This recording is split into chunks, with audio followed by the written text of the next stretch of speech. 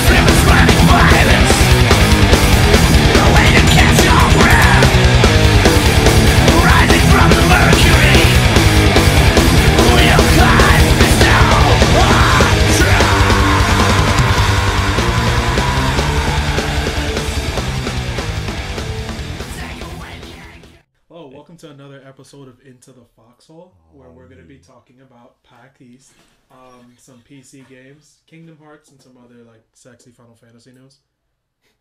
If you can call it sexy, but we'll get into that when we get into that segment. So just to start off, we can start talking about PAX East. Yeah. And more in particular, the new Bioware game that was announced at PAX East recently. Well, they didn't necessarily announce it as much as they're discussing a new IP that they're going to be working on, set in a new universe. It's going to be, I believe it's Casey Hudson, or Hudson Casey. Pretty sure it was Casey Hudson. Pretty sure that's his name. Okay, I don't know why I keep thinking it's his last name. No, it's Casey. But apparently he's going to be making a new, him and the Bioware team are going to be making a new IP, set in a completely different universe. We don't really know anything about it. Actually, now that I think about it, they never really said new IP. They just said new universe. I don't know if it could possibly be branching off in an existing. Yeah, I was about to just ask you, honestly. It's like, do you really think it's going to be another sci-fi universe, or do you think it's just going to do something completely different? Now that I think about it, they could actually make a Star Wars game. Because technically, Knights of the Old Republic isn't really set in the same like thing as like the other. It's like 1,000 years before or some shit. Right. I mean, if they're gonna release a new IP, they might as well just say it's a new IP. The fact that they didn't really say that like makes me think that maybe it's... the fact that they say it's in a new universe makes me want to say that it's not Star Wars. Because let's be honest, if you had the rights to make a new Star Wars game, you'd tell everybody. No, that's just how it is. That's probably true. That's just how it is. So it may not actually be a new Star Wars game, but we definitely know it's not a new Mass Effect game. It is not. It's from what we're reading, that the team that's doing this is not the same team that's doing the next generation Mass Effect. On top of this, the same team that's doing this has already gone out to talk about the Frostbite engine. Or excuse me, the Mass Effect team talked about using the Frostbite 2 engine for the next Mass Effect game, meaning that they are working on Mass Effect, and the game that Casey Hudson's talking about apparently isn't Mass Effect. So this is going to be a different game. I mean, we could probably expect it to be an RPG. I don't really think they do anything else. Yeah, have they really done anything else? I mean, they haven't. So yeah. So I mean, we can pretty much assume it's an RPG, which is fine. I mean, I'd rather they just stick to their roots. And I believe this is not the team that it's not the like Austin, Texas team that did Knights of the Old that did the KOTOR game. So we could kind of be like rest assured that it's probably not going to be an MMO. Right. I don't know how you feel about that Star Wars game. I think you hate it. No, so it's decent, but it wasn't like it just I don't know. There was something missing, I guess you can say. I mean, I'm gonna be completely honest with you. I'm not a big MMO person myself. I try them, I play them for a bit. You know, I feel like, oh man, this is awesome, and then I just stop. No, I've done this for World of Warcraft. I've done this for I've done this for Knights of the Old Republic. I've done this for Guild Wars. I've done this for Rift. Very much so. There's been a lot of MMOs I've played. I just get into them for a little bit and then I just stop. So I mean, I'm not a good judge. Yeah, my first and only one would be Guild Wars 2. Though I really like what I play with the Guild Wars 2, since I don't got no time to play it. Yeah. I feel it's one of these games that I think me and you would give a fuck if we weren't going to school or work or like doing this. Yeah, we probably would. Like, it's hard. Much more of it. It's just like really hard to sit there and say, okay, you have 4 hours to do something. By the way, you could grind in Guild Wars and may not achieve nothing. It's like versus like instant gratification from like watching an episode of The Walking Dead tonight, or like playing like finishing up a game that you know has a conclusion to it. So it's that was gonna be exactly my point. That's the only problem I have with it. Is like I get why people like Guild Wars, but it's like I feel like there's so many other games that I have that I need to play that I feel that Guild Wars is a game I play after I'm done with all those, not before. I feel like I like games too much to just stay on an MMO, you know? It's like I want every time a new game comes out, I always want to play it. So exactly. I need to like I feel like if I'm playing Guild Wars, I need to be only playing Guild Wars, or else I'm not gonna get the proper experience. Oh, that's so true. All right, one of our good PC friendly buddies, Akash, is not here to discuss this. Oh yeah, we didn't even say that. We didn't. Yeah, Akash isn't here right now. He's not on this episode with us, but that's funny. That was kind of rude of us. Yeah. Didn't even introduce ourselves. I'm Craig. This is Edwin. And Akash isn't here. He knew what this was. No, we should just branch off of this, and next podcast we'll talk about how much is enough on an MMO before a casual. I won't even say it's casual gamers. I'll say we're like semi-hardcore. All right, because I say semi-hardcore because we're not going deep and just playing a single game. We're multi-genre. We play essentially a lot of different genres. A lot of games. Though most of us kind of stick closer to like a couple genres versus the other. We each have our own genres where we preference. Yeah. We have a preference for, but I mean, I'm pretty sure I can speak for me and you. Akash, he has his Monster Hunter. Yeah, so I mean, I feel like we do play a lot of different types of games. We do. I feel it's hard for gamers like us who play multi-genres to just kind of stay into MMOs, because it's not a genre like any other. Like you could jump in and play a Battlefield for a little bit, or jump in and like with me, I don't play StarCraft Online like Craig does, but I played the single player, and I love single players and RTS games.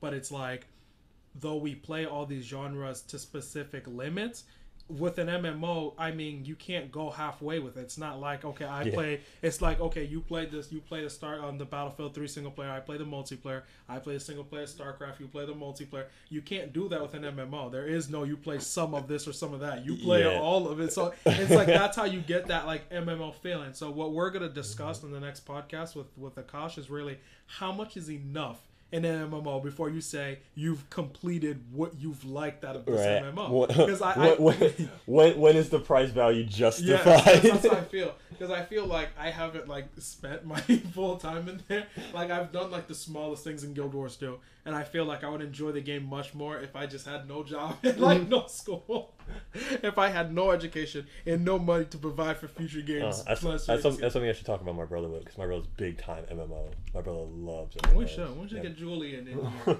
Julian will be our guest on here. Just to talk about MMOs and how he feels about it. But back to the Bioware game and what you like. I'm not sure. Like I touched on it already, but I'm really just curious. Like, is it going to be a sci-fi game? And I think I probably think it's not going to be, only because I feel like, look, you're already branching on having Mass Effect and having Star Wars. it's like shit. How much sci-fi you guys need? Like Yeah, I think I agree. I like where they're going with Dragon Age. I mean, not two, but I mean, I like that they have a series that's like this because I really like Western RPGs in that vein, like Neverwinter Nights and like they did with Dragon Age 1. And I want them to continue to go that route because, like, let's be honest, we don't really have much developers, like, with the exception of, like, Bethesda or them kind of continuing that route, or even a Polish developer, I forgot their name. Their name escaped me. CD Projekt that does the Witcher series. Right. Like, you don't have that many developers that's that a game focus. I need to play. That's a game I need to play. No, that is on my ashamed pile right there. I'm ashamed. Same here. I am ashamed. Same here. It's one of those like I call it like. It's like I look at myself like, you call yourself an RPG player. You haven't played The Witcher. Yeah, I'm hurt. That's such a great. I heard so many good things. Right. So and the third one's coming out too. And I'm just like, Jesus. What are you doing with yourself? Jesus Christ.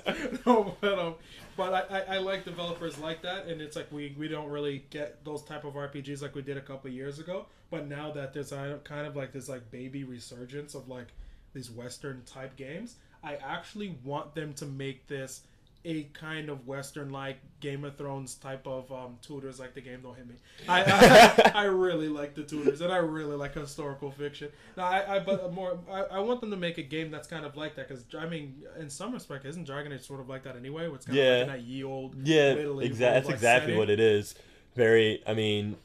Well, let me not talk about the story just in case one of you haven't played it. But yeah, it's like that sense, you know, have like a lot of political intrigue and stuff like that, you know. All the while, like this like crazy epidemic is about to happen that everyone's kind of worried about. So like people are using this epidemic to make like big political plays and stuff. Almost like almost exactly how like Game of Thrones is, you know. Winter is coming and all that goodness. No, you're right. You're right. No, but that's very similar. That's essentially why I'm actually kind of excited that it could be that, because I mean you got too much sci-fis, and I feel them kind of getting out of that realm, going hardcore, like really violent medieval would be really cool. Only because really one developer has done that, and with the exception of the people who did War of the Roses, one developer's done that, and that's CD Projekt. Right. So I personally feel that there's room in that universe to make something really dark, really gritty, and really like. I mean, if you do it in the same vein that Mass Effect's done in, with you find these people, you make they're allies of yours, now become friends, and they join your team, and then they have a little backstory, and like how they did with Mass Effect 2, where it's like you do their backstory, and then continue on this like major, like bigger mission. But if you have it where it's like a larger open world, like an open world the size of like any Elder Scrolls game, and then make it in this like really 15th century, 16th century style, and then make all the other things that accompany that, I really think they could give Bethesda a run for their money. I mean, I'm a really big Bethesda fan, and I actually prefer their series over most Bioware games. But I feel that Bioware could really do a good job with how you do friends.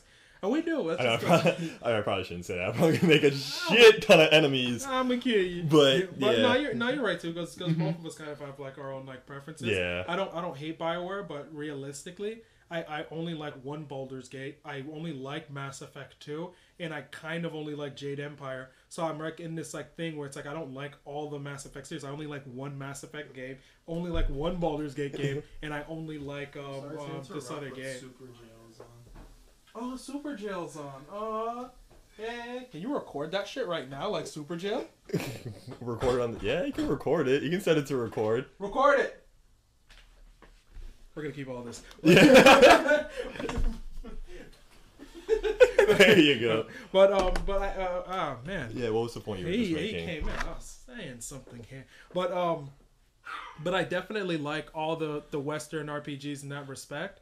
But Bioware has always been one of those developers where it's like I just kind of like some of their games, where it's like I've liked majority of Bethesda stuff. Bethesda has done some of my favorite RPGs this generation, and it's like I like Bioware, but I feel that they could be this generation. They could have been much more like RPG centric. No, I agree. I just said the older KOTOR stuff, especially the first KOTOR, is very my like that was.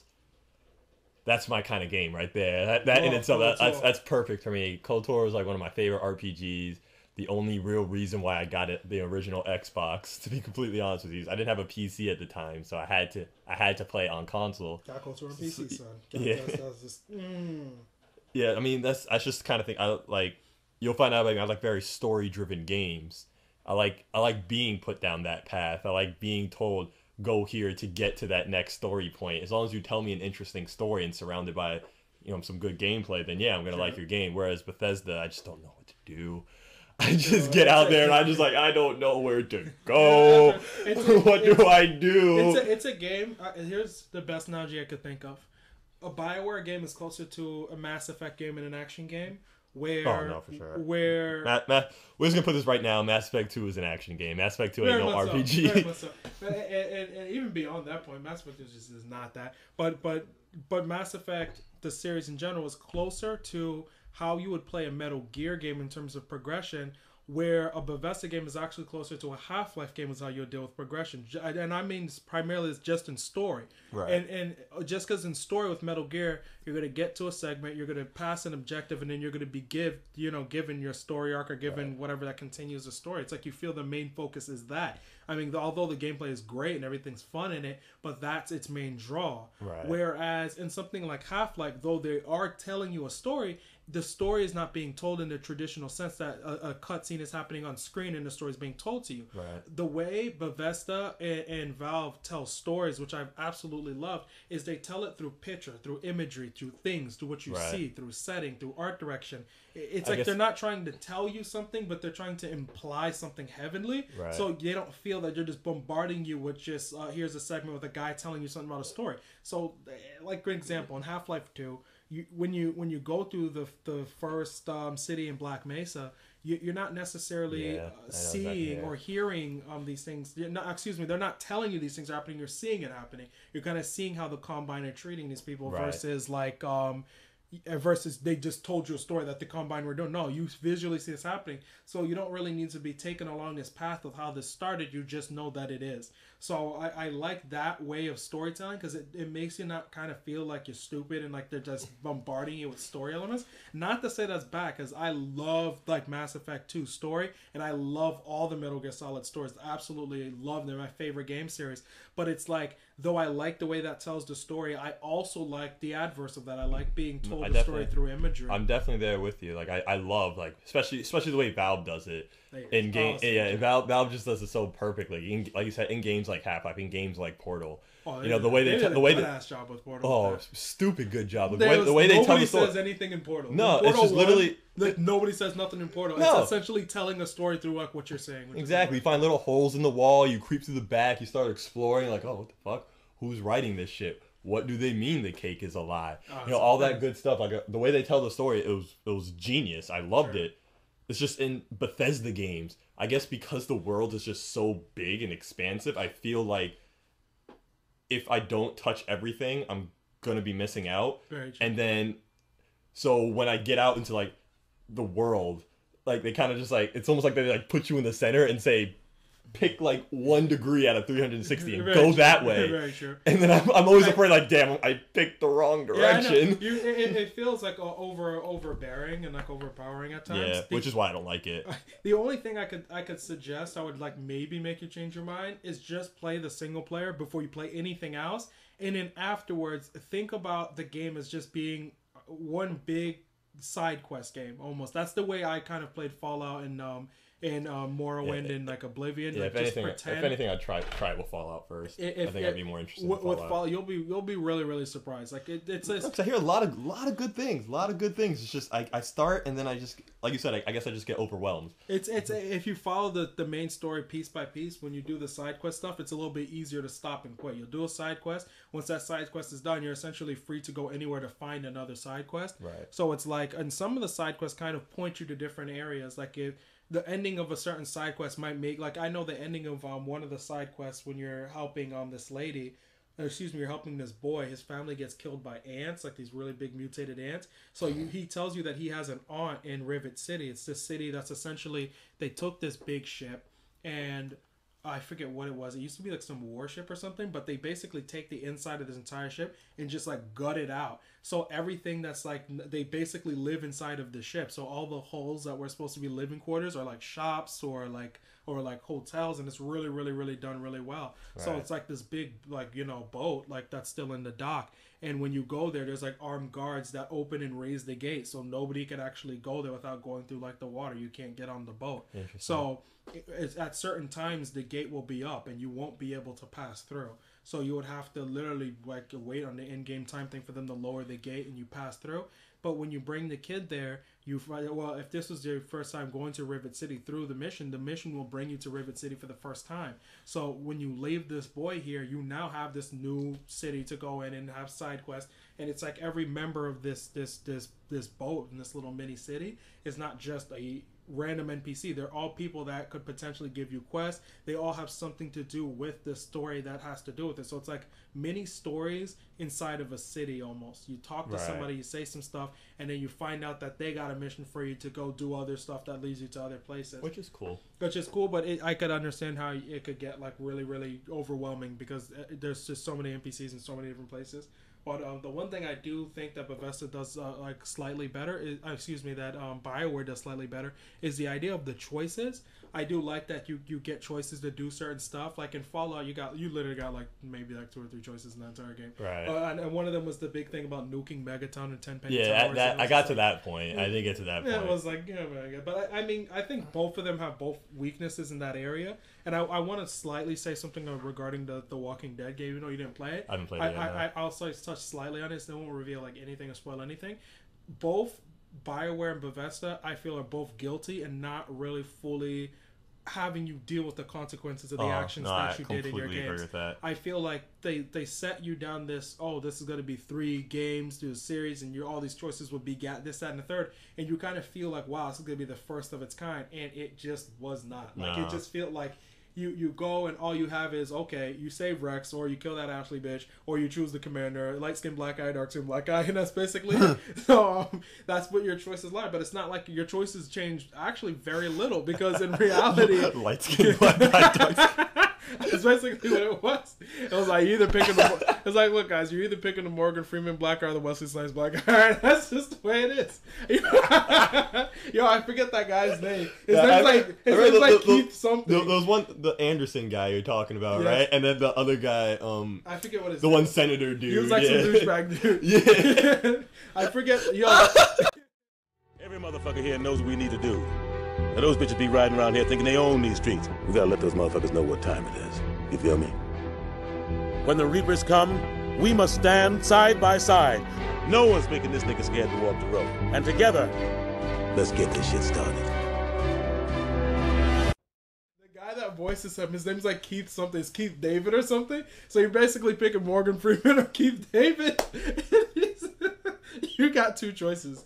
All right, that's pretty much where it ends. No, I completely agree. And even that, like, even in those choices, is like, what does it actually change? Maybe changes like a cutscene or 2. And the thing that pisses me off the most about it is it's not like you play the next game and this guy just made drastic changes. Fuck no. He's just a different guy telling you to do the same thing. Yeah. So I'm like, wow, this didn't change shit. This changed one NPC from looking like the other. Like, bull fucking shit. Right. So I feel both the games are guilty in that respect. But where The Walking Dead ties into this is I feel both of them would games would do much more better if they kind of did that type of style where it was kind of take it or leave it. In Walking Dead, when you make a decision in this game, it's set in stone. The game saves immediately after you make this decision. It's set in stone. That's rough. You've done it. So it is rough, but the way it progresses, the gameplay is amazing to the point where it's like you feel that you made these decisions. You don't say, "Oh, let me just go back and You can do that to an extent. I've only done that one time. Let me just reload that file. Exactly. I've only done that one time, and it was actually because I accidentally picked the wrong thing. I picked something I didn't want.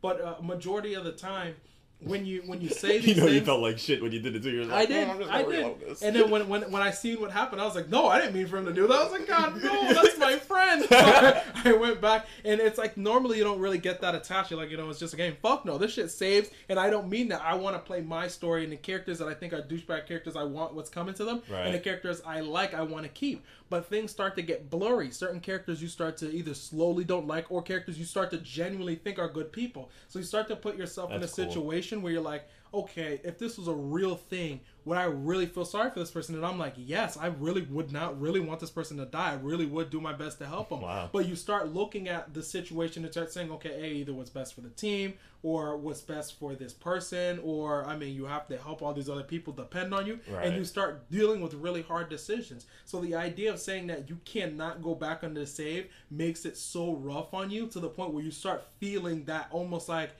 I don't want to say stress, but you start feeling that pressure of, I have to make this decision because there is no turning back from the decision I make. Yeah. So I want that to be installed in a Mass Effect game, in Fallout 4, and I want that to be installed in one of them, and I want it to be very solid. I don't want it to be, okay, Kerlenko lives, Rex lives. No, I don't want it to be any of that, because I thought that was stupid and I didn't really like it.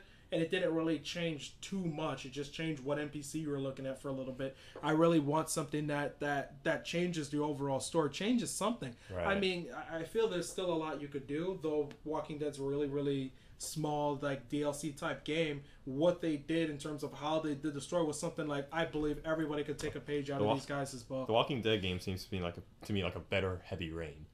Yeah, That's what it seems like. Yeah. I mean, not gonna say that Heavy Rain wasn't a bad game, because I really enjoyed Heavy Rain when I played it. But it just seems the way they did The Walking Dead just seems a lot more effective. Good.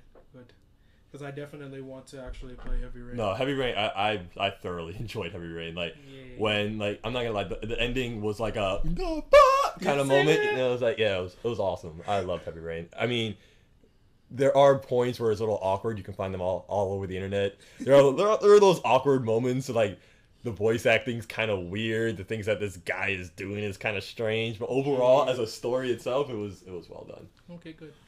Well, let's move on to other space things. This has a lot to do with like what we'd be discussing, sort of.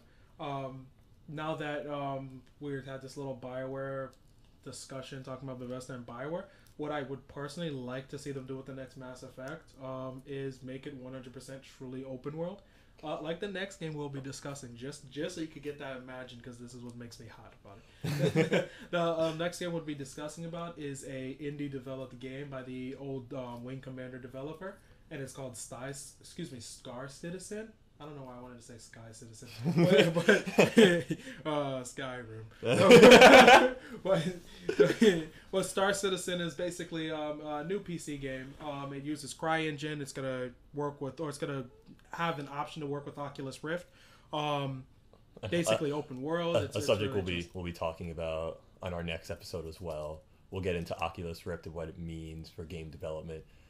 Very much so. But there's a lot to discuss. But there's a Kickstarter going on for Star Citizen now, right? Yeah, very much so. This is how a lot of this game is getting like really funded. They're at like 2.5 million. Wow. So like he's getting a lot of money to get this game made. It looks really, really, really beast and really good. And the thing that's kind of sets this game apart from other games has to be just the scope and scale of the actual game. It's open world. It's massive. So instead of going to, let's say, a menu and going inside of the ship, it's like these are all seamless things. An example would be like, okay, Mass Effect, where you come from the Citadel and then you go to the what was their ship called again? Like something like an N or something. Oh man, people are gonna hate us for this. Yeah. But yeah, the Normandy. It's the Normandy. See, we know what we're talking about. We know it. He saved it. It's the Normandy. He saved it. Kirk got out that game manual. Like, Google. He got out that Google. But the Normandy, it's you go on the ship, but when you go on the Normandy, you go through a little load screen, and the thing that kind of I don't want to say takes you out of the game, but you kind of know you're playing a game when you get out of the Citadel. There's a load screen. You go on the little dock. You go to the Normandy. There's a load screen. You're in the ship. I mean, I know they want you in your mind to think that you walked out of the Citadel and then walked inside of your ship. But part of me as a gamer, in my mind, I know I'm going through a loading screen, going to another segment, and I feel like I'm not going in space to go to another planet. What I actually feel like is I'm just going down an elevator every time I go through these loading screens. That's how I feel like in my mind. I don't really get that I'm flying to a different place feeling. And basically they don't really have that feeling in the Mass Effect games, where in, let's say, something like Skyrim, if you have an open city mod and you have the 8 gig and 4 gig mod, when you walk through the cities there's no loading. Now that's sort of something that I would want to see in the next Mass Effect. Now, Star Citizen basically accompanies that idea, Right. where instead of me going to, I'm inside my main mothership, and there's a, I don't know what to call it, the little hall with the ships isn't like something deck or it's Like flight deck. Yeah. So let's say you're going to the flight deck in the ship. There's a command room. There's some other rooms in the ship. And so instead of just saying, okay, I'm inside my quarters, I leave the room, loading screen. I'm inside a main hallway. I leave a room, loading screen. I'm in a flight deck. Instead, I walk out of the quarters. The door opens up. I walk out to the flight deck. Everything's perfectly normal. I go inside of my ship. I start flying out of my ship with zero loading. So I'm essentially doing all these things in 100% real time with no loading at all. Right. So it creates this really, really seamless experience. And what's even more amazing, it has to be just the actual scale of this ship. The scale of it is really, really, really massive. I don't remember the specs he said on it. Like he said something like the actual kilometers is like almost like the real size of like flight decks or whatever. Yeah, you can definitely go on Kickstarter. You can check that out. Because he gets into like pretty deep detail in terms of what's going on in there. There's a lot of detail, a lot of fidelity. You could see all inside the cockpit and like all the little buttons and shit. What I really like the idea is how, because essentially you're gonna be working for the military. So you're in the military. You have your own StarCraft. You know, you go into your ship. You can fly out. But I remember him also saying that you don't necessarily have to work for the military. You have the option of being like a pirate. You can be like a merchant. So it's like all these like different types of experiences you can have. Like to me, that's awesome. Just going out and deciding that, hey, it's like Grand Theft Auto in space. Very much so. You just basically go out and you just do whatever. You know, there's a mission. Maybe there's this cruiser that needs to be saved. You can go in as a military man and go save that cruiser. You can maybe as a pirate, you can be the one who's messing that cruiser up, trying to steal stuff from them. So yeah, it's very like.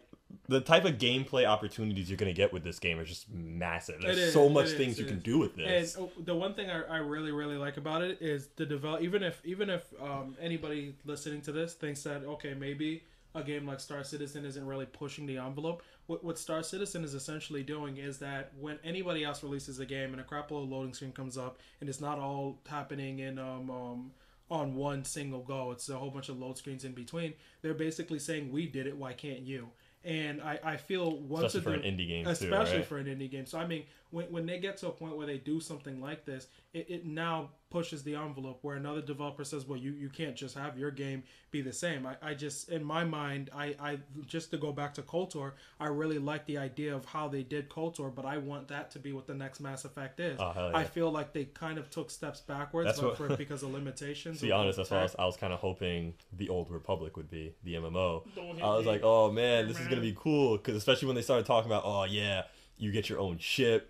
I was like, oh, so we're going to get your own ship. You're going to start flying places and shit. Turned out each ship is class specific. Depending on what class you have, you're going to have a specific ship. And then you go out with that ship. And it's like Mass Effect where you just like click a couple buttons, you know, like get your list of planets you want to go to. And you click that planet and then you go. Exactly. And I like, am I going to this planet or am I just going down another? Yeah, it basically, again, it just comes down to load screens. True. And it's like, I feel like what we're asking for is not really 100% unrealistic, because I do feel that, okay, look, if a game like this really needs the amount of RAM that it needs, then it's like make it the requirement, because I feel that this is something that the PC developers kind of need to be, like, I guess, strong enough to push to say we feel confident in our tech. Consumers need to feel confident in their hardware to want to play our tech type of thing. And I feel that indie developers could sort of do that, because they are making a game for a niche audience, and that niche audience will probably upgrade their rigs to play a game of that stature and size. And I feel it changes everything. Like, people may not think that just a simple loading screen not being there won't change anything.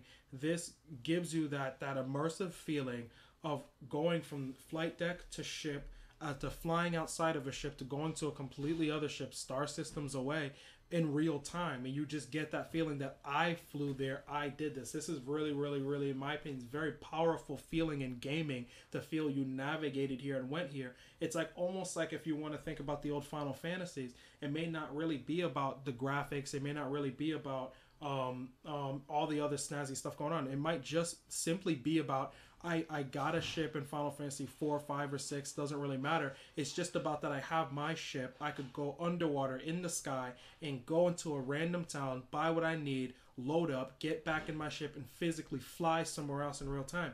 That feeling, it just feels so liberating that I feel anything, if I might have any disgust or any like bad feeling from what happens with this generation, might be that I've never got that feeling too many times, with the exception of maybe a handful of games like Red Dead Redemption or something. But right. It's like I want to get that feeling in game, and Star Citizen gives me that feeling. So it's like the idea of knowing that you could own your entire like battleship, and all the ships inside your flight deck could be yours, that you could be commanding other people to do stuff for you, and PCs do stuff for you. And the idea that you have this physical size, in my opinion, which makes it even more stronger, is almost like same thing with Skyrim. You could own a home in Skyrim and in Oblivion and in Fallout, and you just have that feeling of I could own stuff to put inside this house. I could come back to a space to put stuff that I've looted bringing here. It gives you more personal ownership over what you've just brought. So if you just have it where this guy has no home, he has no vehicle, he has nothing, it's almost like saying you amass to nothing. You how can I say, you don't I think I'm thinking of you're not aspiring for something. Right. I feel if you say you could have a fleet of ships, you could control this many ships surrounding you, you could own a planet, or you could own a mothership that has this many rooms in it. The knowing that you could go throughout a period of free time makes you feel powerful, because you're giving this person physical stuff that maybe other people won't get in this game. So it's like having that immersive feeling is something that I want to return in games, and I'm happy to see that Star Citizen is actually doing something like that. Right, definitely. So I mean, if you haven't seen this, you haven't checked this out, you can just go ahead onto Kickstarter.com and you can go ahead and search Star Citizen. It should be right there. It's like we said, like, I mean, we're pretty passionate about this. This game looks phenomenal. Like, this is exactly what I've been waiting for a very long time. Like, when I tell you how I wanted Old Republic to be that way, this is a dream that's come way before the Old Republic, you know. It's like, this is something something like you said, just to have my ship, this is my ship, and I can just go and fly off to a separate planet somewhere and just start exploring. That something in itself is awesome. It's just crazy to me. And to say that it's actually coming, that this is a believable thing, Craig. You can have this now. It's awesome. This is amazing. What makes it so strange is because what it is something very bare, and it's something that isn't really that far of like a stretch. That's what it is. Yeah. It's very strange too, because it's not what we're asking for. It's not like we're asking for something that's like really, really, really crazy or really crazy impossible. I mean, given the tech, it's not impossible to do this. And even though it sounds like such a small thing to say, so what, you don't have loading in between here, or so what, you're just physically traveling and landing on a planet. This is a big thing to any gamer, because I feel it adds just so much to the level of immersion. You want to feel that you physically went to this planet and that you're just not going through all these different load screens. Right. There's something really, really amazing and immersive about that, and it's such a small change, but that small change is absolutely great. So of them doing that is especially how you fly the ships. How you fly the ships has the real realistic physics to it, and what I've seen, it looks like it feels like what Warhawk kind of felt like, almost like a mix between like Rogue Squadron on a GameCube and Warhawk. That's the kind of like look I've seen from it. But because it's in space, I don't really know. I haven't really played you know what it kind of reminds me of on a much smaller scale is Star Wars Battlefront, where you had those certain levels where you can actually hop into a ship and fly into like the other like cruise. Awesome. Yeah, that was awesome. I love that. That's what it kind of reminds me of, where literally like you can be fighting on. You had like the two starships next to her, and you had the hangar with all the ships in it. So you can be fighting on this one hangar, or you can just hop into a ship and fly into the other hangar, and then start fighting over there too. It was that in a minute, and that was on the PS2. Granted, this is a much larger scale, but still, like this is you can see how this can happen. That's very true. Now, what we're trying to say is scale. Scale could make a game. Scales make games. For sure. Realistically, look at Skyrim. We want exactly. We want Minecraft in space. Damn it. What we're basically saying here is we want Minecraft in space and stuff. Well, I feel Minecraft in space. I could give a fuck about that, but But yeah, definitely check that out. I think a lot of people will probably bring more attention to it closer to its release. It's apparently coming out November 2014. When you give I think it's like $40. It's either 60 or 40, but I think 60 or 50 or something. You get basically for the Kickstarter, you could buy the full game. You know, and also the intro to Get Rich or Die Trying almost started just now, apparently. How's it good? I don't know. But anyway, moving on. Since we were talking about scope and how these computers can actually do these sort of things now, let's go ahead and talk about some new PC news. In particular, some engines coming out. Like, so, CryEngine 3, you said you wanted to talk about it. Oh, I did. Oh, I forgot the Star Engine is running on CryEngine 3. Oh, that was the big MacGuffin of that story. I forgot. But CryEngines are already released. That's the kind of big MacGuffin of the story is that Star Citizen runs in CryEngine 3, and it looks like pretty fantabulous. Pretty beastly. Pretty beastly. It's mainly kind of beast just because. I mean, CryEngine wasn't really used a lot. Like, there's only one fucking team uses the M engine, so it's like no one really cares. But the idea of somebody else using this really, really, really great engine to make a game in space and have it have all the sexy looking textures, and I really want to see more of the facial stuff. I want to see more of the game. But what I've seen of the game, just the shadow work, the tessellation, everything looks really, really, really awesome. Space makes all these textures and little jaggies all over the ship look really, really pokey and shadowy and make them look really, really awesome looking. But such beautiful description, such beautiful word choice. Very much so. But the biggest MacGuffin in this is that it's running on this engine. This engine is, I'm surprised that it was running on it, but with it being an indie game, they could kind of choose to their liking. Right. It's also going to make me kind of wonder what's the PC specs going to be for this, because this is releasing in 2014. Oh, for sure. So my assumption is by then the new NVIDIA Titan cards and whatever AMD is coming out with by then would had already released. So I mean, people could potentially already have the power to max out 100 times this game. But I feel that it's definitely a possibility of newer cards getting adoption rate a lot more higher, considering. Well, PlayStation 4 and 720 should be out. If they're rumored to come out around the time they are, should already be out. So any of the ports that release on these games to PC will then make this adoption rate to NVIDIA and AMD's new cards grow significantly. So because I definitely, me and Craig definitely probably see ourselves building our systems. Yeah. Probably sometime in 2015 or 2014, we're going to look to upgrade our systems to take advantage of the new content being released for PC just based on new consoles releasing. Not looking forward to that money drop. No. Just not looking forward to that. But we are looking for beast stuff. But it's for sure. We don't have to go that big. We're just probably gonna have to just go RAM heavy, get a 6-core RAM, 6-core GPU, 6-core CPU. Probably get a 3 teraflop GPU, right. And then get probably I'm looking probably to get 16 gigs of RAM or something. I'm going just a little bit overhead for just a little bit overhead for RAM, because if so we don't have to do this again in another 3 years. Very much so, and I don't want to be surprised though by how much any developer is gonna use this 8 gigs. Something tells me they might come out of left field and just start trying to use all of it, just busting out and saying a 6 gig requirement or 4 gig requirement, which something tells me it's going to happen. So they're trying to get a little headroom. And other RPG news after we're talking about Mass Effect, and this has just been an RPG heavy podcast. This is good. This is the thing. These are the things I like. This is what I do. This is all role playing all the time. But Kingdom Hearts 1.5. We can only do this stuff when we get cautious and around. Very true. Fuck that kid. He's gonna get mad, and we're gonna be like, should have been here. We're right? talking we're talking about RPGs and stuff. Asian girls with boobies came in, crazy, damn. Well, Kingdom Hearts 1.5 trailer released, and they showed fancy things. Oh, we should probably talk about Final Fantasy X too, maybe. But, yeah. We'll get into that. No, but let's talk about Kingdom Hearts 1.5 first. So Kingdom Hearts 1.5 is coming out, and they showed a trailer for it.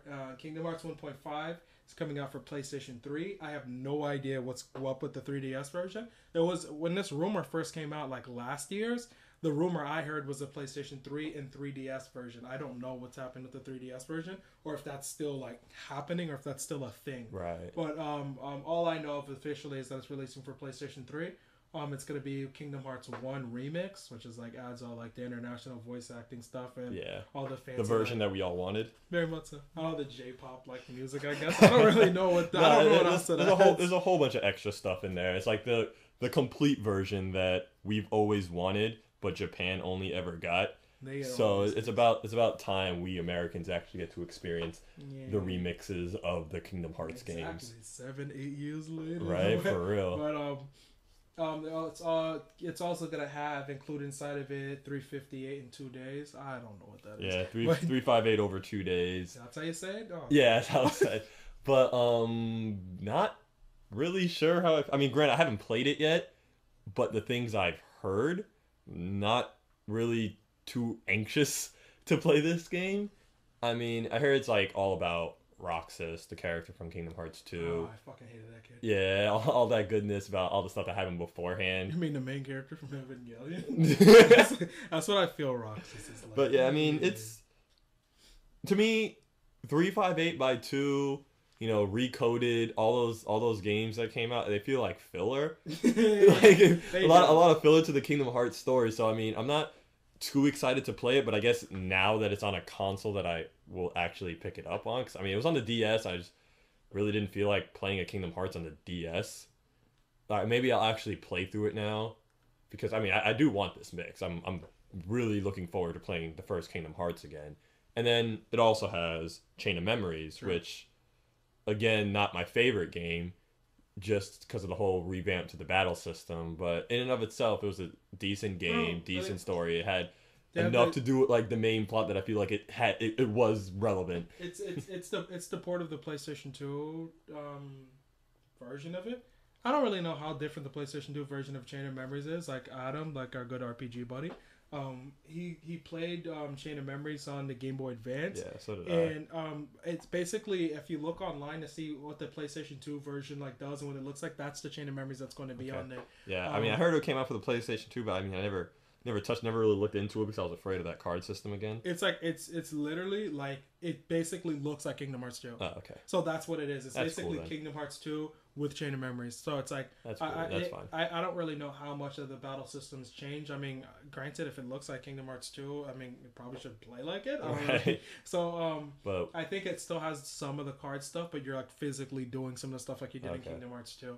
Yeah, I mean that was. So that game was rough, just because all the card stuff. That game was just rough. But I mean, was not fun. Yeah, it's still a good game. It is one. If you haven't played it, maybe getting 1.5 for the first Kingdom Hearts and Chain of Memories alone is still a good deal to me. True. And then you also get 358 by 2 days, and you can go ahead and judge that on your own. True. I heard that's gonna be like I might be wrong. I heard it's like in video format or some shit. Like you watch like the game from beginning to end through like cutscenes, or I think I'm thinking of Coded. I'm not sure. It's one of them, but it might be both of them, maybe. But for whatever reason, that it's not playable on there. One of the two versions is not playable on there, or both of them are either recoded or this like 358 over 2 days is not actually playable. It's just the actual video of the actual cutscene stuff. Yeah. And I was reading it online, and I thought it was kind of weird that they would kind of do that. So you kind of, I guess it makes sense why they call it. Maybe they just don't want people playing that game anymore. Exactly. So I get. You're like, oh right, yeah, about 358 over 2 days. We'll just give you the story parts. Exactly. Squaresoft was like, they've had enough punishment. There was somebody there that had mercy upon us. But that same person wasn't there.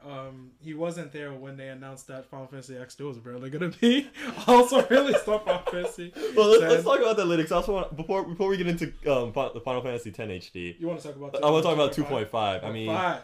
To me, it was weird. I thought they were going to come out with them on the same, like it was gonna be the same game. I was gonna get Kingdom Hearts 1 and 2 on the same disc. That's actually what I originally thought when I first heard there was going to be a compilation of like all the Kingdom Hearts games put together in one whole package. I actually thought it was going to be Kingdom Hearts 1, 2, and Birth by Sleep. Right. So that's what I assumed, because from what I heard, that this is where the story arc actually is the strongest of those three games. So I assumed that. Well, there's one more, but we'll get into that in a second. When more leaks came out about this is when I heard that there was going to be this split, that it was going to be only 2 games, or excuse me, only 3 games, and then the next one would be 3 games. It wouldn't be all together on one Blu-ray disc. It was just going to be these different ones it was going to be a second release. Right. And what would be my 3 games now? It's like Kingdom Hearts 2.5 is actually going to be coming out with Kingdom Hearts 2, the Recoded game we were just speaking about, and probably one of my favorite Kingdom Hearts games, Birth by Sleep. I want to play that game. Birth by Sleep. If you haven't played Birth by Sleep, to me, Birth by Sleep brought faith back to me in the Kingdom Hearts series. Yay. Not only was the story, I felt it was finally a story I can get into, and it felt relevant. Like, this is, like, it was a step in the right direction. The gameplay was great. The whole, having the 3 different storylines was really cool. You can see the story from 3 very different perspectives. And it brought, to me, it shed a lot of light on, you know, like, what a Keyblade is. Like, you know, you don't really know what a Keyblade is when you're playing these games. It's like, oh yeah, it's a key tool, and Sora can use it and stuff, and so can Mickey. But, like, it really showed, like, the origin, like, where the Keyblades come from, why Sora can use one, why Riku can use one, and it was very, like, it just brought the whole story together, and it also shined light on, like, maybe what Kingdom Hearts 3, if they ever make that game, what that could be like. Sure. So it really brought the whole story into perspective, which is why it was one of my favorite Kingdom Hearts games. From what I've heard of it and the enthusiasm, because Craig plays a lot of Japanese RPGs. Yes. So when Craig comes out and tells you this was a good game, it was a good game. So I mean, so in that respect, I actually felt that Birth by Sleep shouldn't even much been like subtitled. I think it should have been Kingdom Hearts 0. Yeah. Or Perfect Heart Kingdom Hearts. Yeah, I might as well number that bitch. Yeah, they should have numbered that bitch and just called it Kingdom Hearts 3. To me, there's only 4 relevant games in that series, and that's Birth by Sleep. In chronological order, it was Birth by Sleep, 1, Chain of Memories, and 2. Okay. 358 by 2 doesn't seem that... I mean, like I said, I haven't played it, but it doesn't seem that necessary. Recoded, for what I've heard about it, does not seem that necessary. Filler.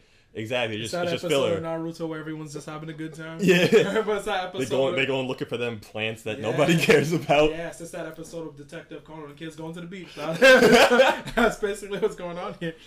The episode of K-Souls where the kids just having a good time, ain't got nothing to do with nothing. Oh, the kidnapping episode with Detective Squad. That's horrible. That's horrible. So that's what it is. It's basically filler. No, yeah, that's what it seems like to me. I mean, granted, again, I haven't played it, but I have read like. Because I didn't want to play them, I read a lot of the stories, and that's what it seems like to me. True. But again, because 2 really, really good games are coming out on both of these 2 collections, they still warrant a buy for me. Because Birth by Sleep and 2 are so good I'm so pissed that you want to buy doing 2.5. And Kingdom Hearts and Chain of Memories are good. Exactly. And you want to buy 1.5. So it's like... Square! Yeah, to me, exactly. To me, that's what it seems like. It's just like Square's like, well, if we put Kingdom Hearts 1, Chain of Memories, and 2 on the same disc, and then maybe they come out with a second one with Birth by Sleep Recoded and 358, maybe they won't want to buy both of these games. They know what they're doing. I could honestly say, honest to God, this is Square's like greatest business decision in the entire generation. I'm that fucking serious. I'm that fucking serious. All right. This is the greatest thing they did in the entire fucking generation. Okay. Well, maybe not the greatest because. We were about to talk about no, what else I want to get into? Another really good decision. Another good decision I think they're making is redoing Final Fantasy X in HD, which is another thing we want to talk about. You're right. It is awesome, but all 3 of them weren't the best decisions Square has made so far this generation. The thing is, I was gonna say it was the best decision, but then I just remembered what another thing we were gonna talk about. Little tidbit they added to it. Not only when you buy Final Fantasy X in HD are you going to get Final Fantasy X. That was a great game. Yeah, fantastic game. That's my favorite Final Fantasy game. But they decided that, you know, having Final Fantasy X on there just wasn't enough. So we are going to give you X-2 as well. So yes, Final Fantasy X-2 is also getting an HD update, and it will be along with that same collaboration. I guess now it's called Final Fantasy X/X2 HD. No, that's no. The difference between that is because Square knew. It's like if we do something good, people can start thinking we change it. We gotta start fucking up shit. We gotta fuck shit up just to let them know we ain't changing for like. No. I mean, X-2 is a travesty. X-2 is a stain on my heart. When you make such a great game like X and then completely destroy the story by creating the sequel to it. I feel they needed money to make Final Fantasy 12, and then I feel the directors went off to make Final Fantasy. All the basic main team went off to make Final Fantasy 12, And then Square just said, "Well, we need to get paid," and they went out and they made a game that they could get money from. Any of you out there can agree or disagree with me, but 10-2 story seems like a fan fiction to me. Hell yeah! It seemed like Bullshit. they pulled Japan. One time. Yeah, they pulled Japan, grabbed like a whole bunch of Japanese girls and said, "What do you want?" Yeah, maybe not even girls, but like some of the dudes too. Like, what do you want in a sequel to Final Fantasy X? They said, "I want Yuna in a short skirt, and I want her running around with 2 other girls, and they gonna be looking for tape recordings about the past while looking for Titus." Fucking fan fiction. Son. What? Like, fucking fan fiction. That's what it seems like. Something that I feel like was written by like some Twilight fan fiction. Like, yeah, that's what it is. Where it's like they see Final Fantasy and they're like, man, wouldn't it be awesome if Yuna was really trying to have sex with Waka? Man, that would be. Woo, gives me the vapors. I feel that this is kind of where it went along with it, where instead of like Edward versus that other guy, it's like Waka versus Titus. This is how they are acting like with this. So when they come out and they're like, all these 3 girls are singing this pop thing, I just feel like the scenario of all of this feels like you could have just went on any fan fiction site and this would have been like right up there. Hell yeah. And you would have been like, bullshit, Square would never release this. Like, it went overboard. They did. When you get to a point, I mean, I don't care if I'm spoiling the story for anybody. When you get to the point where mid-game, the only way to solve a specific problem is to hold a concert and have Yuna sing, because apparently that's what Yuna is now to these people. She's such a big savior that hearing her sing is gonna bring people together. I guess that's the right thing to do. So let's hold a concert in the Thunder Plains, which was an incredibly dangerous place. I mean, granted, they said, "Oh yeah, we made updates, so it's safe now. You can be in the Thunder Plains." But yeah, let's hold a concert in the Thunder Plains where there's constant storming going on, and have Yuna sing a song for everybody. That just tells you how fucked up Spare is. You fucking telling me your ass is not sat here and you did some sort of terraforming to the world to change the thunder because of a concert. They needed to hold a concert, and not because of forest fires, not because people dying from lightning strikes. To hold a concert, Jesus Christ! To me, there was no change. There was no change they made in that game that warranted telling a whole new story. That's one of these things where it's like, look, if we sat down and spoke about what Final Fantasy X-2 is and said this is what it would be before it, I'm not lying to you. I could assure you, no one would ever believe that. If I said basically. It was Yuna, Riku, and Lulu, or that other chick. It wasn't Lulu. It was this other chick called her name is Pain. So it's gonna be these 3 chicks, and essentially they're gonna be this pop duo, and they're gonna go on singing through Spira, and essentially as they're going and singing, Yuna's looking for Titus, and it's just basically pop thing where they're singing concerts everywhere. Yeah. Bullshit. If you fucking told me that on an issue of EGM in April, I would have fucking told you I was April Fools. Don't lie to me, okay? Now Smash Brothers has done. EGM has always done this classic thing where they lie about the Smash Brothers characters. Well, and yeah. Like, okay, oh yeah, Goku's gonna be in it. Goku's unlockable in Melee. And we all have a good laugh. We're like, had they had swear to God if they released an article in April of EGM. And they said this. Would you just not believe the thing was fake? I would not. How could you believe it though? I was legit excited for a sequel to any Final Fantasy game. You tell me there was a sequel to Final Fantasy game coming out, I was mad excited. And then I saw that one trailer where they showed the opening pop scene. I'm just like, wait, hang on, what? Like, what is this? What is Yuna doing? It won't all be, and you have that feeling of doubt, like maybe it won't all be like that. It was an unnecessary story. It did not need to be told. And it just soured the entire experience for me. Like, every time I played 10, even though it is my favorite Final Fantasy game, every time I played 10, I finished the game. I've beaten that game like 6 times already. Like, every time I finish that game, I always have to think to myself, "There's more. There's more to this," and I don't want to think that. It's terrible. It's best in our minds if we just pretend like Yuna died in some sort of like fucking like Aeon crash or something. They don't have plane crashes. It's some sort of like airship crash or like Aeon like disaster or some shit where she just dies. So we just let it go. We just need to let it go. I'm not gonna say pretend the series doesn't exist. I'm not gonna tell you that you can't like that game. Don't get me wrong and say, oh yeah, if you like that game you're dumb. But to me, from a story perspective, that game was terrible. From a complete story perspective, that game did not need to be made. I don't even know why that game exists. It's just to show you express our disgust of this game. This game is taking up more time of us just fucking talking about how much we hate this shit. We love how much this game. Literally, Final Fantasy X. Literally, this we talk about. We don't really talk the way we describe this game. We like to just pretend it doesn't exist. So when people bring it up, we're just like, oh yeah, we're like, oh wait, excuse me, what are you talking about? They made a sequel to a Final Fantasy game. You know, XIII. I don't know what you're talking about. That never happened. They never did that. Oh my god, when did they do this? Is Walker in it? So we just gotta pretend that you don't know because we don't want to. We don't like talking about it. Yeah, so I mean, on a good note, I mean, 10's in it, and the 10 looks like the trailer for 10 looks really, really awesome. Oh yeah, it's fantastic. Cool. What I love about that trailer is that little snippet at the end. It's like all of a sudden comes like, what can I do for you? And it's like 10-2, and then the trailer's over. That bothers me sort of by Square. Like, look, I mean, Squaresoft, you're developing these two games, and you're here to promote these games. Fuck me, if you're embarrassed about your game so much that you would show a fucking trailer for Final Fantasy X and just highlight X2's in it, oh my god, you're giving the motherfucking game away for free if you want to show a trailer to promote the game. It's like one of those DVD packs where it comes with like. Exactly. Like you'll get like those two like really awesome movies, and then you'll get that one shit movie. And there's like a shitty one. Like that doesn't even deserve to have a bullet point in it. Right? That don't even deserve the ink to have the bullet point in it. It's just even the trailer doesn't even deserve the time being wasted on air to have the footage say. It's just gonna say also includes blah blah blah. Like you get that M Night Shyamalan section. Like you get like Sixth Sense. You get Unbreakable. And then you get what's that movie with the plants? That Mark Wahlberg one. Yeah, no, not the Mark Wahlberg one. Whatever, that one Mark Wahlberg movie. There's plenty of other.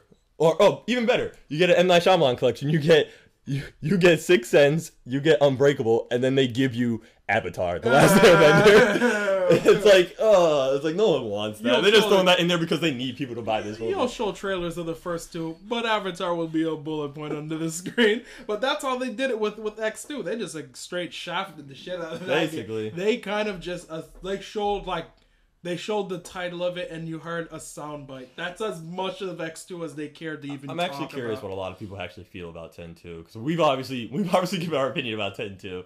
You can go ahead and tell us what you feel about that, because I'm actually legit curious. When it comes to Final Fantasy, I'm legit. I love talking about Final Fantasy, the old and new. Speaking of which, we should actually get into the last topic we were going to talk about. Very much so. Which is Versus 13, and how much we need this game. Very much so. And its state of abandonedness. Exactly. Like, this game is like gone. Like we need like some sort of fucking water poster. I'm sure most of you know what 13 Versus 13 is, but if you don't, this was a game that was announced alongside the first Final Fantasy 13, which came out how many years ago now? Very much so. Just put it in perspective. They made 13-2, and they're about to release 13-3. And Versus 13 hasn't gotten like a third or fourth trailer to it. And mind you, what's even more silly about this? Don't forget they've released Final Fantasy 14. So it's like the idea that you've released so many damn games. This game has not even got a snippet of even talking about what happened to this game's existence. Just to make it even more great of the strange abandonedness of this development, or the same absence of it. Uncharted. The first Uncharted was announced during this same one.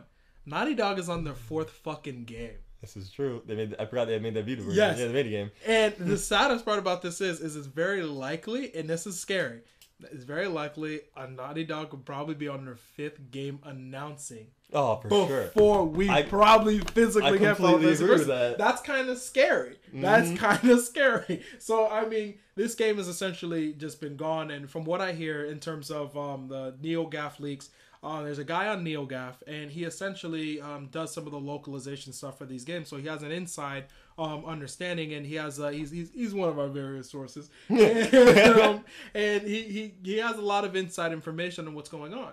And what he's stating is that the development that's going on with this game has been halted several times to finish 13 and then to start on 14. And it's like there's not one central team. Like you think, three central teams. You think that, okay, you got a team working on 14, a team working on Versus, and another team working on 13. Especially a company like Square. Especially a company like Square. I mean, it makes me question, look, there was an acquisition with Eidos, and I think this acquisition was really good for Square. You got they needed that. You got great IPs from it. You got the what was it? The Hitman series, the Kane and Lynch series, the Tomb Raider series, the Deus Ex series. I was gonna say. Oh man, Akash is gonna be upset. He wasn't here for Deus Ex. He knew what this was. But you get such a great amount of IPs from that. I mean, granted, the Japanese teams are not working on any of these games. Eidos is essentially left to be its own, team independently. But the problem I have is, where was the money probably spent to buy other teams? I mean, they should have used that money to purchase a team to help their own IPs, along with getting money from other IPs. Now, look, you got a game that's for several years now has just disappeared off of the face of this planet. Mm-hmm. Nobody knows where this game is. You're hearing small snippets here, small snippets there. You see a gameplay trailer. Somebody talks about it once. Nomura talks about how the game is supposedly supposed to have all these open cities and open towns. It's supposed to have airship battles, apparently. So he starts talking about all these really amazing things, but the game is like Ghost. I mean, even with Peter Molyneux, at least the game's released that he talked about. This game is going on an entire generation of never being released. Exactly. So this later rumor comes up, and it's quite strange, because I would have thought most people would just say, you know what, just have this damn game released and just be done with it. But there's a new rumor that's come up that is making people think otherwise. Now, this is a really thing of a cause of great debate. It's almost as debatable as the whole Night of the Living Dead thing of either staying in the basement or staying in the top floor. It's getting to that level of debate. Now, the level of debate here is, because there's a rumor going around that Final Fantasy XIII's name by the company that's advertising the clothing that's inside this game. It's a brand name company in Japan. Now, they on their website listed as Final Fantasy 15. Now, why would you list this as Final Fantasy 15? I mean, maybe they made a mistake, but clearly they're not going to make, I think, a mistake that big. So maybe Square's telling them to list it as that this is now what the game's going to be called by them. If they are releasing this as Final Fantasy 15, and this is the game that they are going to announce at the next E3, they've announced in February at the PlayStation 4 event that they are going to make a new Final Fantasy. Is this the new Final Fantasy they're discussing that will be announced at E3? So you kind of get like two different spectrums here. Do we want this released on PlayStation 3? Though clearly it's already made on it. Why not just release it on PlayStation 2 with a bigger install base to get a greater return? Right. Or do you want to capitalize on the tech, make it run on the Luminous engine? It's like, I feel that sort of sounds like it's a lot of work. So exactly. At the end of the day, we might actually get a crappier game. Like, if they're just working on this and they're just making it for PlayStation 4, then clearly you didn't maximize the Luminous engine. For sure. So at the end of the day, are we just getting a shittier game because this engine cannot be capitalized on this console at the same time? No, I completely agree.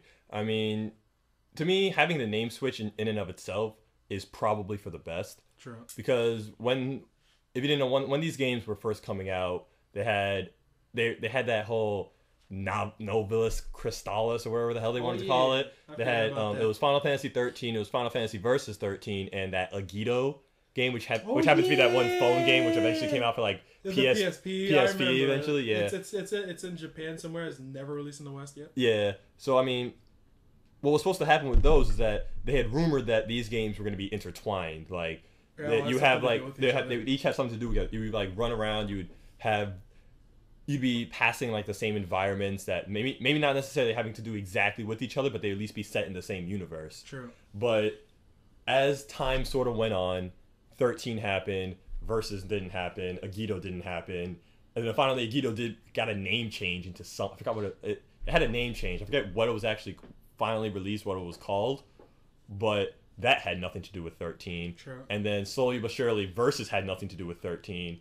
So just calling it Final Fantasy 15 to me is probably the best move, because why have two 13s if they're not going to have nothing to do with each other? Very true. And at this point, it's like you're so far into it. You already released 14. Yeah, it's you're just going to confuse people by releasing a 13 that's again. True, that's so true. You might as well release it as a 15, especially since it's a completely new game. That's true. And keep it on the PS3. It was designed for the PS3. Keep it on the PS3. Like you said, there are countless examples of games switching platforms mid-development and just coming out shit. Sure. Like, so it's like, why bother? You apparently you spent so many years on this game. Like, how long has it been now? When was Versus actually announced? Shit, this was probably like 2007. Like we might have been in we might have still been in high school. We were still in high school. It might have been 06 or 07. It was right around the time like Uncharted was being shown. Yeah, so definitely. I mean, this game has been in development for so long for this one console. So to switch it now, to me, it's just idiotic. I think financially, it wouldn't make sense to. You have a greater install base on the PlayStation 3, and you're gonna get the greater return. I feel that if they are trying to get a jump on next gen and they want to release this game on there, I feel the only thing that would warrant that is if you told us that the absence of this game was because they were essentially porting the entire game to the Luminous engine. Now, the framework, I don't really know if the framework that they have for like the Fabula, I forget what the engine's called that they're using for 13, but the engine that they have now, unless the framework is like compatible with the Luminous engine, I could sort of see them being able to port over all their greatest assets over to that new engine, because what we've seen from the CG stuff from Final Fantasy 13 and Versus essentially could be what the assets that they're transporting over to the Luminous engine, which could be great for gamers. But at the same time, it's like I don't really trust the developer at the same time. It's like you get this feeling like, okay, look, if this was a really, really, really, really talented team that we've known could release work in a reliable amount of time, if this was the type of team that was releasing this game, I might be okay with the idea of them porting it to a new system. But this is a team that could barely get it released on this current generation, and I don't think it has to do with really the talent of the team as much as it probably has to do with just management itself. It's like, why did you guys not just buy another team to make this game? Let's buy more developers to make this game. I'm hearing developers are being shuffled to work on 3-4 different projects. Why are they not just getting another team to make the game? Stop being cheap, because at the end of the day, there was a train wreck in this development of these games, because once one development gets halted, every development of all these 3 games just snowballed into all getting halted. All 3 of those games should not have took that long to release. In reality, if you think about Final Fantasy 10 and then X2 and then 12 and then 11 and then Kingdom Hearts 1 and 2 and Chain of Memories, these are all games that released within one generation. Right. So you're kind of having this kind of stagnant with this one, where it's like we're getting them dribbling slowly, and before the generation ends with the Final Fantasy game, we're barely getting a 4th one. They barely came out with Final Fantasy 14, and Versus is nowhere to be found. So I feel this is developed barely. So it's like, since they're like redoing 14, I could say it barely released. Since they're like going back, redoing it, and it's yet to come out on PlayStation 3, and it's like on PC in like beta form. 14 was half done. It's almost there. I can tell you, and they apologize for the game. Like, that's fucking embarrassing. It is embarrassing. So I feel their team it's a stain, man. It's a stain that everyone's gonna remember. I highly doubt Square is ever gonna make an MMO again.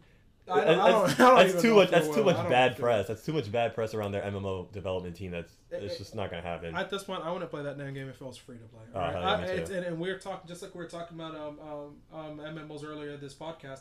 I mean, though I wish I had more time to play certain MMOs, if I had the time to play Final Fantasy 14, I want to play Final Fantasy 14. If it was free and you had no subscriptions, I still want to play the game. You start to lose trust by a developer that can't do certain stuff. And it's sad. Start to say, like, it is sad, because this is like, it's not like we hate Square.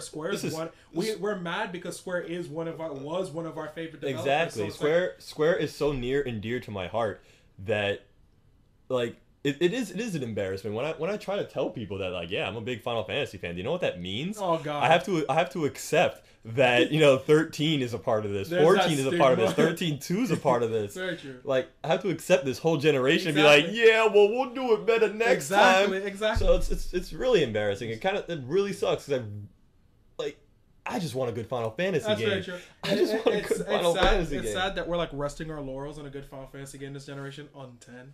So it's like, so you're telling us that our best we've had from Square was just the best we had last generation in HD. So it's like, I don't really like having that feeling. And I mean, that's a personal reason why I kind of want Versus to come out on PS3. I want it to be like, okay, we at least had one good one. But it's also because I kind of scare at what they'll make for 13 for PlayStation 4. I kind of have this feeling like, what if it's not optimized right? What if it's really bad? And what if it was so poorly optimized and so like poorly rushed that it was probably better off going on PlayStation 3? It's like Miyamoto said, like, a game that's bad, a game that's delayed will just be remembered as a game that was delayed, but a game that's bad will be bad forever. And there's nothing we can do about that if that happens. So I'd rather had it released late and better. Man, Nomura did not make a game this generation. He did not. He is basically he's hurting. He's worked on a bunch of the Final Fantasies, but his lead, he's touched on them. Yeah, his lead stuff like Versus, and like he's just not released, and it kind of sucks. Sadness. That man's gotta kill himself. Square, step your game up.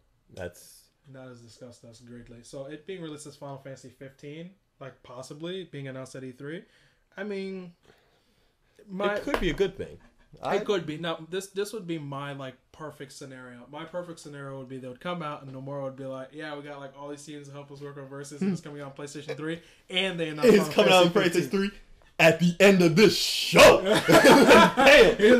Right now on download on PSN. Right now, like people like voiding their mouths. That would be awesome. But I mean, that's not likely to happen. Yeah, obviously not. But my perfect scenario would be him to come out and to announce the game being released on PlayStation 3, and at the same time, the next perfect announcement for me would also be them announcing Final Fantasy 15 as a standalone game on PlayStation 4 and 720 and PC and whatever the hell they're going to be doing with it. Now that would be great. I would want that to be.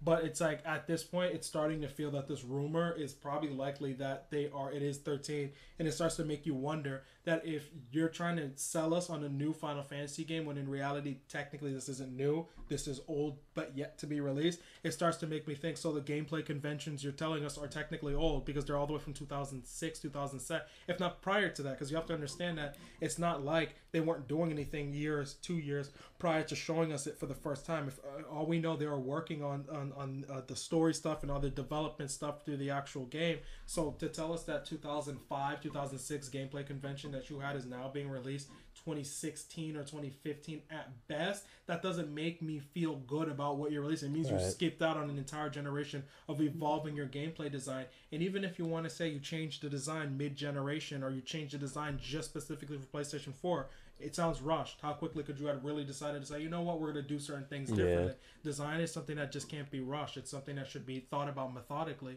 So I'm a little bothered by them trying to rush this game right now. Agreed. Well, at least we have Lightning Returns. Oh, God. Where's my gun? So I'm pretty sure we can go ahead. We can wrap this up. Thank you. Yeah. Thank you, Edwin, for all your spectacular insight as always. Awesome.